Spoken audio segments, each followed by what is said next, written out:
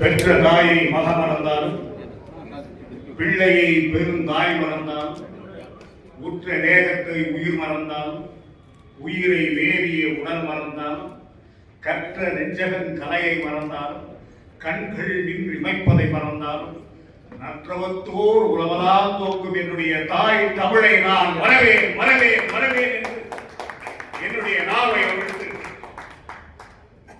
நாவை அதிகமாக நீளமாக நீட்டாமல் வருகை தந்திருக்கின்ற சகோதரிக்கு வாய்ப்பளிக்கும் வகையிலே 5 நிமிடத்திலே என்னுடைய பேச்சை முடித்துக் கொள்ளலாம் என்று கருதுகிறேன். வாய்ப்பளித்த கர்நாடக பத்திரிகை சங்கத்தினருக்கு, என்னுடைய தமிழ் பத்திரிகையாளர் சங்கத்திற்கு என்னுடைய நன்றியை தெரிவித்து, இந்த நிகழ்ச்சியின் தலைப்பிலே சொல்ல மறந்த கதை என்ற தலைப்புக்குள்ளே இந்த நிகழ்ச்சி நடைபெறுகிறது. இந்த சொல்ல மறந்த கதை என்பதால் நான் நினைக்க தோன்றுகின்ற கதையை சுருக்கமாகவே சொல்லுகின்றேன். 1956ஆம் ஆண்டு மொழிவாரி மாநிலங்கள் பிரிக்கப்பட்ட போது சென்னை ராஜதானியத்திலே இருந்து எங்களை உள்ளடக்கிய போது நாங்கள் இது நிர்வாகத்திற்காகத்தான் பிரிக்கப்படுகின்றது என்று கருதினோம். அதன் பிறகுதான் எங்களுடைய துன்பங்களும் துயரங்களும் ஆரம்பித்தன என்கின்ற கதையை நான் சொல்லவா? 1980 அன்றைய முதல்வர் குண்டுராவ் தலைமையிலே அமைக்கப்பட்ட கோகா கமிட்டியின் மொழி வழி கொள்கையை பற்றி சொல்லவா?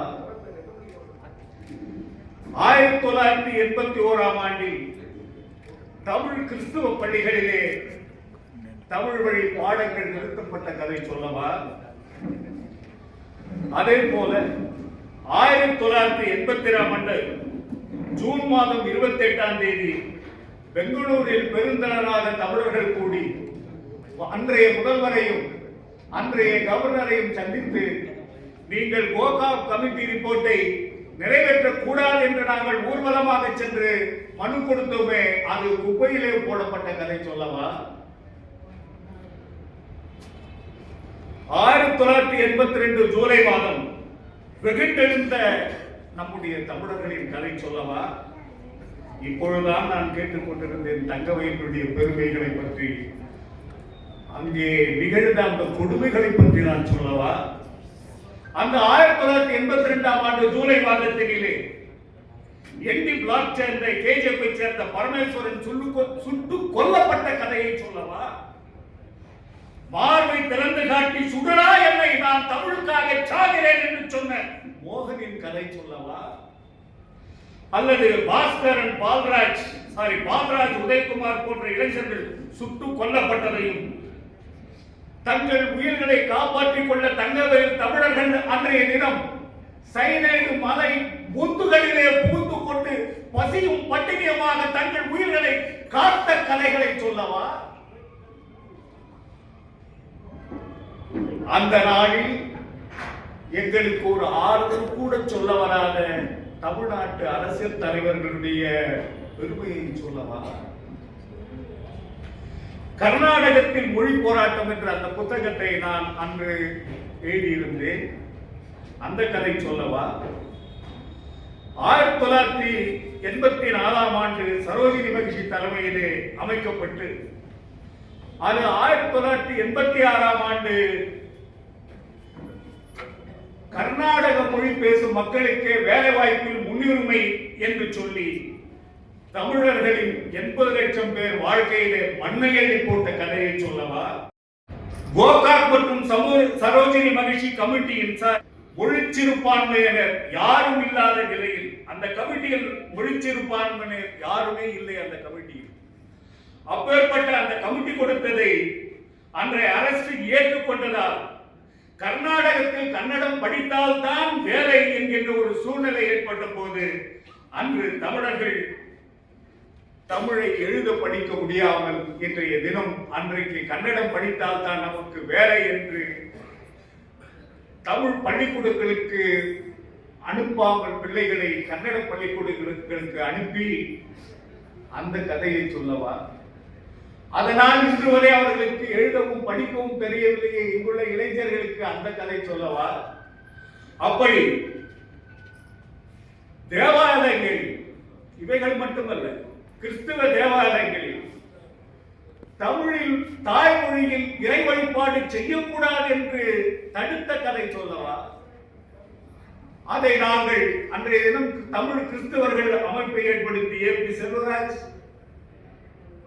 தாசன் லியோ, ஆரோக்கியசாமி, நாதன், தங்கராஜ் ஆகியோர்கள் என் போன்றவர்கள் சேர்ந்து அன்றைக்கு பெரும் ஊர்வலம் நடத்தி தாய்மொழியில் தான் நாங்கள் இறை வழிபாடு செய்வோம் என்று நாங்கள் அலறிய அந்த கதைகளை சொல்லவா? இன்றும் அது கிறிஸ்துவ மதத்திலே தாய்மொழி வழிபாட்டுக்கு சிக்கல் இருக்கின்ற கதை சொல்லவா? அவரவர் வீடுகளிலே இன்றைய தினம் தாய்மொழியில் தான் கிறிஸ்தவர்கள் தங்களுடைய ஜபங்களை செய்கின்ற ஒரு சூழ்நிலை உருவாக்கின்றது. இந்த கொடுமையான கதை சொல்லவா? அது மட்டுமல்ல, தமிழர்கள் ஒரு தீர்மானத்தை எடுத்தார்கள். எப்படி கன்னடம் படித்தால் வேலையோ அதுபோல தேசிய கட்சிகளில் சேர்ந்தால் நாம் நன்றாகி விடலாம், அரசியல் பெரியாகி விடலாம் என்ற நட்பு ஆசையிலே தேசிய கட்சிகளிலே பெருவாரியான தமிழர்கள் சேர்ந்தார்கள். எத்தனை பேர் இந்த எம்எல்ஏக்கள் இருக்கிறார்களா, எம்பிகளாக இருக்கிறார்களா, அமைச்சர்களாக இருக்கிறார்களா, என்னவாக இருக்கின்றார்கள்? ஒன்றும் இல்லை. அந்த கதையை சொல்லவானா? 1991ஆம் ஆண்டு டிசம்பர் மாதம் நடைபெற்ற காவிரி கலவரத்தில் தாலிகள் அறுக்கப்பட்டு தமிழ்ச்சிகளின் கதையை சொல்லவா? வெளியே தலை காட்ட முடியாமல் தாலியை மறைத்து வைத்துக் கொண்டு தமிழிலே பேசுவதற்கு கூட அஞ்சிய தமிழர்களின் கதையை சொல்லவா? பெங்களூர், மைசூர் மற்றும் பல்வேறு பகுதிகளிலே, சாம்ராஜ் நகர் போன்ற பகுதிகளிலே சூறையாடப்பட்ட சொத்துக்கள் எவ்வளவு, வணிக நிறுவனங்கள், வீடுகளில் இழந்த கதைகள் எவ்வளவு, இவர்களெல்லாம் சொல்லவா வேண்டும்? பெங்களூரிலே தினத்தந்தி அலுவலகம் அடித்து நொறுக்கப்பட்டு ரத்த வெள்ளத்திலே அந்த ஊழியர்கள் இருந்த போது நான் உட்பட ஆம்புலன்ஸ்களை எடுத்துக்கொண்டு சென்று அந்த ஊழியர்களை காப்பாற்றி நாங்கள் மருத்துவமனையிலே சேர்த்தோமே, பத்திரிகையாளர்களுக்கு கூட இந்த நிலை நடந்ததே. அந்த கதைகளை சொல்லவா? இப்படி துன்பப்பட்டும் துயரப்பட்டும் அடிப்பட்டும் உதைப்பட்டும் துயரப்பட்டும் வாழ்ந்து கொண்டிருக்கின்ற தமிழர்கள் உள்நாட்டிலேயே அகதிகள் என்று சித்தரிக்கப்பட்டோமே, அந்த கதையை சொல்லவா? இன்று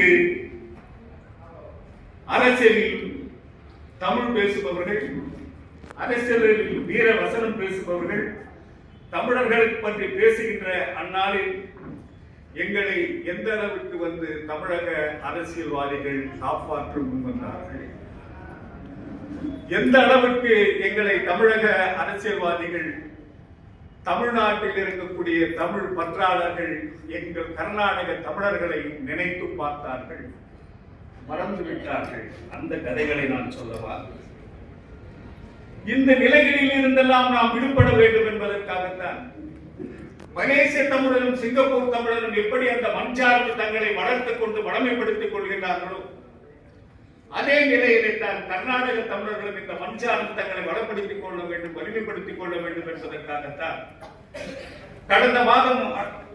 கடந்த வருடம் அக்டோபர் மாதம் 20ஆம் தேதி பெங்களூரிலே கன்னட தமிழர் ஒற்றுமை மாநாடு நடத்தி அந்த மாநாட்டினிலே கன்னட சகோதரர்கள் யாரெல்லாம் நம்மை தாக்கினார்களோ அவர்களெல்லாம் அழைத்து கன்னடமும் தமிழும் ஒன்று, இனி இந்த பிரச்சனைகளிலே நாம் ஈடுபட வேண்டாம், நாம் திராவிடர்கள் என்கின்ற உணர்வை ஊட்டி அந்த செயலை நிகழ்த்தினோமே, அந்த கதை சொல்லவா?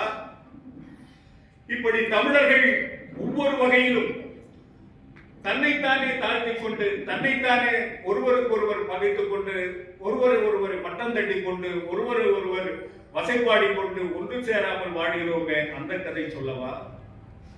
இவர்களெல்லாம் ஒன்றாக சேர்ந்தால் தானே அடிப்படையில் எதிர்காலத்திலே தமிழர்களின் வாழ்வு சிறக்கும், வளம் பெருகும் என்ற அடிப்படையிலே நான் ஏற்கனவே சொன்னது போல் சகோதரிக்கு நான் இடையூறாக இருக்க விரும்பவில்லை. ஒரே ஒரு சிறுகதையை மட்டும் சொல்லிக் கொடுக்கின்றேன். அந்த கதை என்னவென்றால், ஒரு ஊரில்